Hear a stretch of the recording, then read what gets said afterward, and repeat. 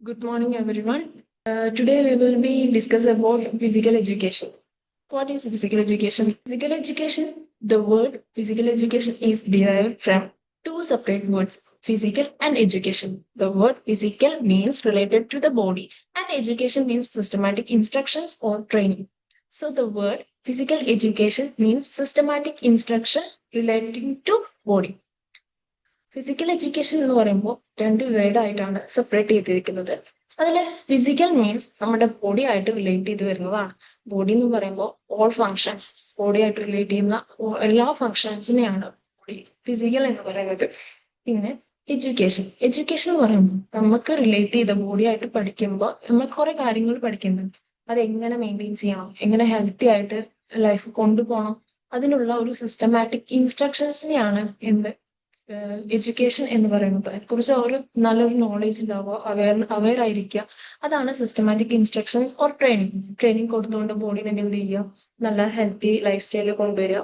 ഇതൊക്കെയാണ് physical education എന്നുകൊണ്ട് ഉദ്ദേശിക്കുന്നത്. അപ്പോ രണ്ടിന്റെയും മീനിങ് എന്ന് പറഞ്ഞാൽ സിസ്റ്റമാറ്റിക് ഇൻസ്ട്രക്ഷൻസിലൂടെ നമ്മുടെ ബോഡിയായിട്ട് റിലേറ്റ് ചെയ്ത് പഠിക്കുക. അതാണ് ഫിസിക്കൽ എഡ്യൂക്കേഷൻ എന്നുകൊണ്ട് അർത്ഥാക്കുന്നത്. നെക്സ്റ്റ് വൺ എന്ന് പറയുന്നത് what is health. What is health? Health, as defined by the World Health Organization, is a state of complete physical, mental, and social well-being, not merely the absence of diseases or infirmity. Health എന്ന് പറയുമ്പോൾ WHO define ചെയ്തിരിക്കുന്നത് complete ആയിട്ടുള്ള physical, mental, social aware ആയിരിക്കുക, അതായത് വെൽബീൻ ആയിരിക്കുക. നമ്മൾ ഒരിക്കലും diseases, അതായത് ഡിസീസസ് ഇല്ല എന്നുകൊണ്ട് നമ്മൾ ഹെൽത്തി ആവണമെങ്കിൽ ഈ ഈ ഒരു പിന്നെ അതായത് 3 ആസ്പെക്ട്സ് ഉണ്ട്, ഫിസിക്കൽ, മെന്റൽ, സോഷ്യൽ.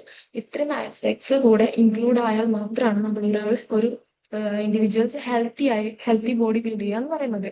അപ്പൊ അതിന്റെ കീ ആസ്പെക്ട്സ് എന്തൊക്കെയാന്ന് വെച്ചാൽ ഫിസിക്കൽ, മെന്റൽ, സോഷ്യൽ. അപ്പൊ ഫിസിക്കൽ ആസ്പെക്ട്സ് എന്താ ഉദ്ദേശിക്കുന്നത്, ഫിസിക്കൽ ഹെൽത്ത് കൊണ്ട് ഉദ്ദേശിക്കുന്നത് this includes the proper functioning of the body, free from illness or injury, and ability to perform daily. അതായത് നമ്മൾ അതായത് ഇൻക്ലൂഡ് എന്താണ് ഉദ്ദേശിക്കുന്നത്, ബോഡി എപ്പോഴും ഫിസിക്കൽ ആക്ടിവിറ്റി ചെയ്തുകൊണ്ട് നമ്മുടെ ബോഡീനെ സ്ട്രോങ് ആക്കി വെക്കുക, ഒരു ഇഞ്ചുറി കാര്യങ്ങൾ ഇല്ലാതിരിക്കുക. നമ്മുടെ ഡെയിലി ആക്ടിവിറ്റീസ്, നമ്മൾ ഡെയിലി ചെയ്യുന്ന കാര്യങ്ങൾ ചെയ്യണമെങ്കിൽ നമ്മൾ ഫിസിക്കലി സ്ട്രോങ് ആണ്. ആ സ്ട്രോങ്നെസ് വരണമെങ്കിൽ ഡെയിലി ലൈഫിൽ ഒരു 1 hour ഒക്കെ ഫിസിക്കൽ ആക്ടിവിറ്റി ഇൻക്ലൂഡ് ചെയ്യാം. എന്നാൽ മാത്രമേ നമ്മുടെ body functions, internal organs healthy ആയിരിക്കുള്ളൂ.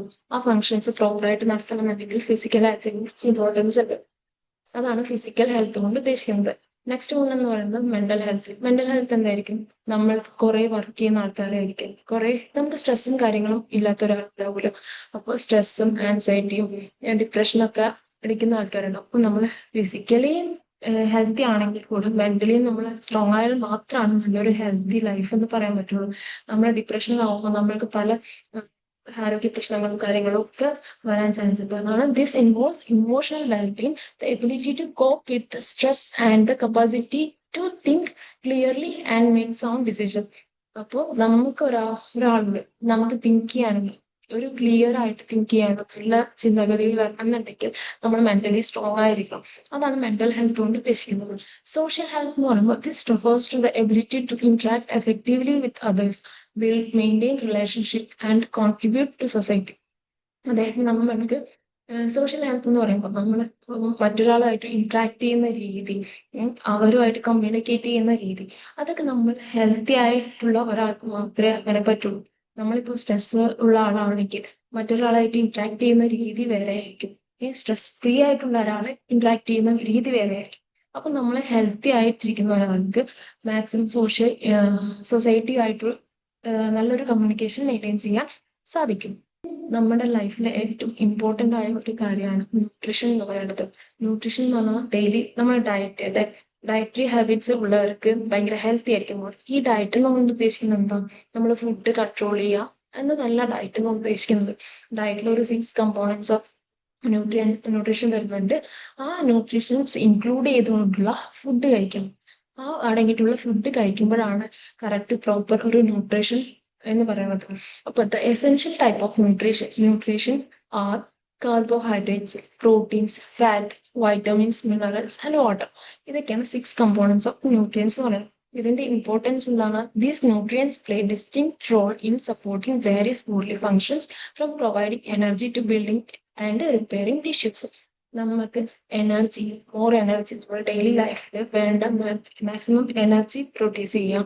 പിന്നെ നമ്മുടെ ഫങ്ഷൻസ്, ബോഡിയിലുള്ള ഓരോ ഫങ്ഷൻസിനെ സപ്പോർട്ട് ചെയ്യാം. പിന്നെ നമ്മുടെ ടിഷ്യൂസിനെ റിപ്പയർ ചെയ്യാം, അതിനെ ബിൽഡ് ചെയ്തുകൊണ്ടിരിക്കുക. ഇതൊക്കെയാണ് ഈ ന്യൂട്രീഷന്റെ മെയിൻ ഇമ്പോർട്ടൻ്റ് എന്ന് പറയുന്നത്, മെയിൻ റോൾ എന്ന് പറയുന്നത്. അപ്പോൾ കാർബോഹൈഡ്രേറ്റ്സിന്, ഇതിന് ഓരോന്നിനും, ഇപ്പോൾ കാർബോഹൈഡ്രേറ്റ്സ് ആയാലും protein, fat, vitamins, minerals, water, ഇതിനൊക്കെ ഓരോരോ ഇമ്പോർട്ടൻസ് ഉണ്ട്. കാർബോഹൈഡ്രേറ്റ്സ് എന്ന് പറയുന്നത് bodies primary source of energy. എന്ന് വെച്ചാൽ പ്രൈമറി സോഴ്സ്, നമ്മുടെ ബോഡിയിലെ ഏറ്റവും കൂടുതൽ എനർജി കിട്ടുന്നത് കാർബോഹൈഡ്രേറ്റ്സ് നിന്നാണ്. നമുക്ക് ഡെയിലി ആക്ടിവിറ്റീസ് ചെയ്യാനുള്ള ഒരു എനർജി കിട്ടുന്നത് കാർബോഹൈഡ്രേറ്റ്സ് നിന്നാണ്. പിന്നെ പ്രോട്ടീൻസ് എന്ന് പറയുമ്പോൾ essential for building and repairing tissues and also provide energy. നമുക്ക് എനർജി പ്രൊവൈഡ് ചെയ്യാനും നമ്മുടെ ടിഷ്യൂസിനെ റിപ്പയർ ചെയ്യാനും ബിൽഡ് ചെയ്യാനൊക്കെ പ്രോട്ടീൻസ് ഹെൽപ്പ് ചെയ്യും. പിന്നെ fat provide energy, help absorb vitamins and important for cell structure.